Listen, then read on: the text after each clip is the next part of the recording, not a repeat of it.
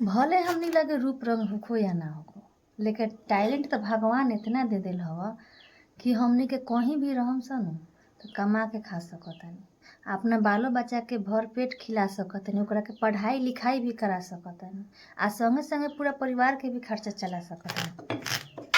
रूप रंग ही मायने ना रखले, मायने रखले टैलेंट होके के चाही, उ कमासुत इंसान होके के चाही, मेहनती होके के चाही।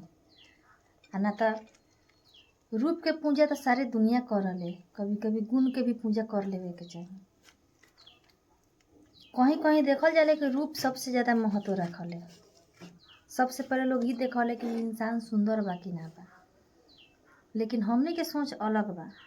हमनी के सोच बा कि सबसे पहले ओकर अंदर के गुण देख, ओकर संस्कार देख कि इंसान का करता, ओकर सोच कैसन बा, ओकर तरक्की केंती बा। रूप रंग वाला तो ताकते रह जाले। कहल खिस्सा बाटे गांव के पुरखा पुरनिया लोग के कि रूप रोए आ भाग बिराजे। जेकरा पास रूप बा वही चूर रहले, आ जेकरा टैलेंट बा उ इंसान अपना दम के बदौलत, अपना टैलेंट के बदौलत उ जमीन से चांद सितारा पर पहुंच जाले। बतावा, बहुत दिन से रोपले रहनी खेत में कुहारा, मने बड़का चुका रहलक ह त बनता अलग सब्जी, एके गो रहलक हवे